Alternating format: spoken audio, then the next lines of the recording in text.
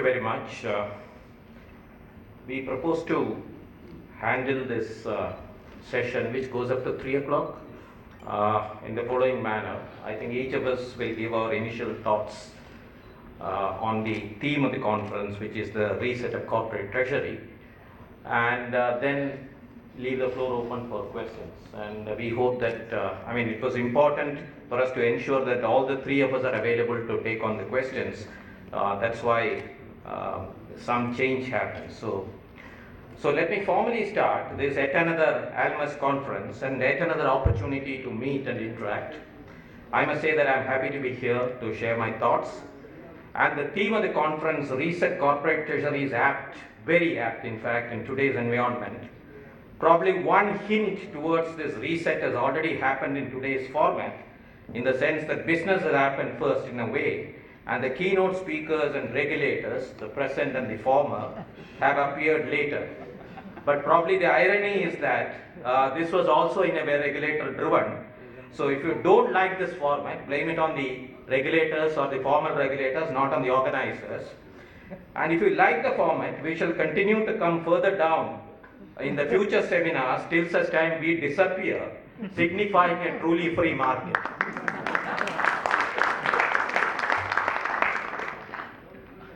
I must say that much has changed after I left Reserve Bank and probably after Malingam left Reserve Bank, because Malingam practices the SEBI principles in their daily life also, because from an OTC market we have become now anonymous order matching platforms as far as our conversations are concerned.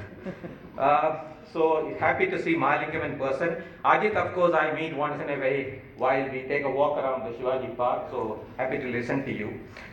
Now, reverting to the theme and the challenges, as we all know, the volatility regime has undergone a significant shift, and volatility in most of the asset classes, as well as the segments of financial market, has arisen significantly since the global crisis. The excessive volatility makes it difficult for economic agents to make optimal intertemporal decisions. The economic agents therefore need to properly understand and measure the nature of the risk in their business and use appropriate derivative instruments to hedge their risks. And this, I hope, is what the Almas brings on the table as far as the corporates are concerned. Now, I know that the Reserve Bank of India has cast the responsibility on the banks for carrying out the suitability and the appropriateness tests while transacting a derivative instrument with the corporates, and also ensuring that the corporate has appropriate risk management framework. But the end user corporates nevertheless do have a great responsibility in this regard, because the identification, measurement, and management of risk should be an integral part of the corporate governance structure, and leaving risk unidentified and hence unmanaged inasmuch a suboptimal phenomenon as using ill-understood products for managing risk, that's a scenario which is best avoided. And inadequate understanding of the risk and the future obligations under the derivative contracts has led to many problems in the past. All these are well understood, several times repeated, but what changes have made this more challenging for the corporate treasuries as we look to end 2017 and move to 2018? I basically want to draw your attention to two recent research outcomes. One was driven by the Deutsche Bank and the other by the Deloitte. Now, the Deutsche Bank report, there are 5 kinds of risks, they say, for the corporate treasuries to manage, particularly in 2017. So sort of you can get back and see as we are ending how you have managed this. The first, the critical risk they talk about, is the shift towards populism, where the recent political events, most notably the Brexit vote in the UK and the election of Donald Trump in the US, represent a trend towards populism, with potential changes to the world order and the global trade that have underpinned the global economic system for decades. Both these are still evolving. The Brexit, how it is going to end up, I think it's an issue that we need to look forward to. And similarly, only time will tell all that Trump will do or can do in office.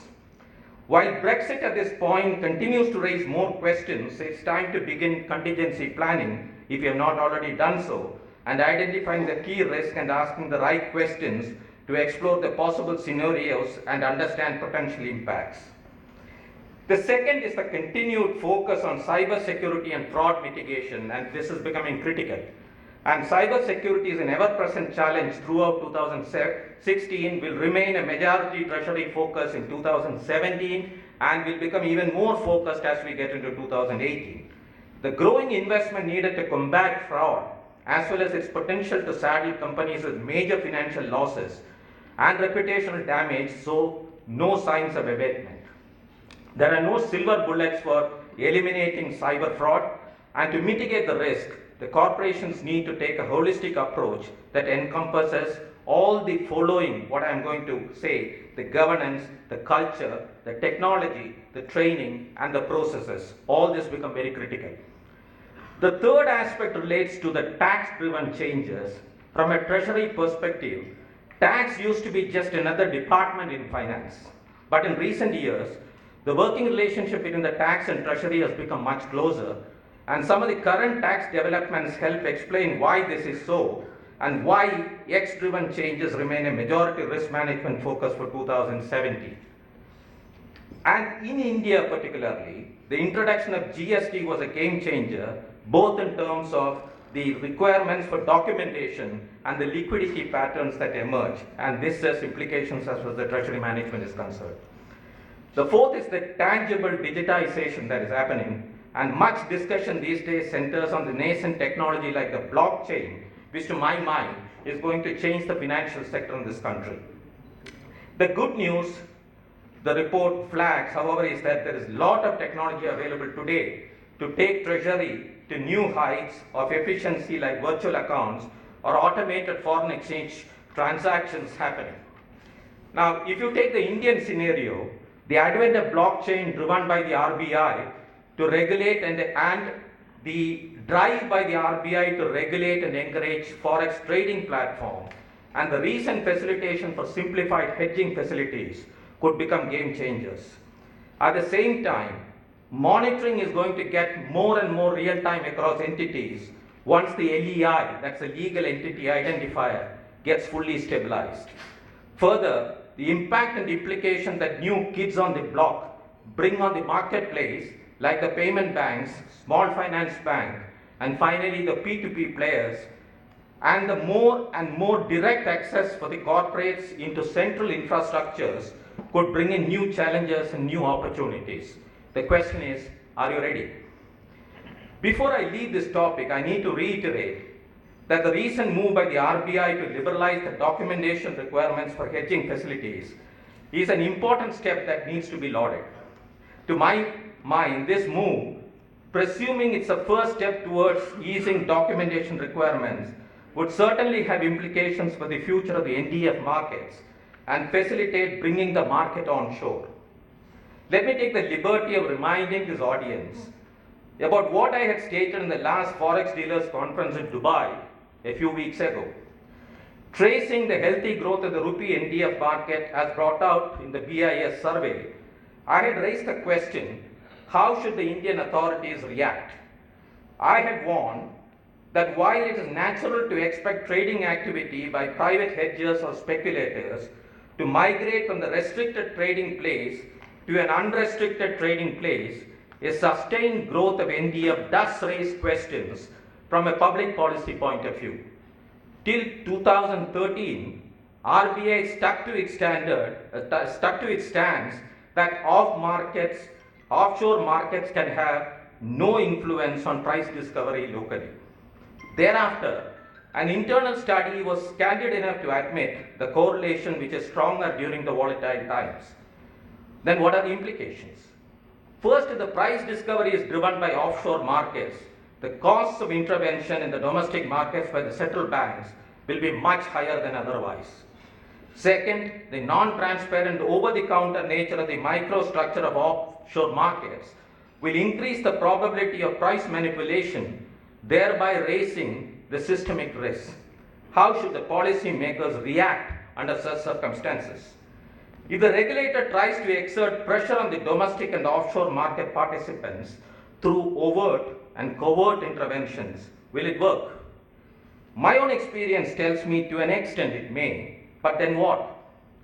Looking at the experience of other countries, the best way to bring back the offshore market activity onshore is to develop the latter, and simplifying the documentation formalities is an important step in this direction.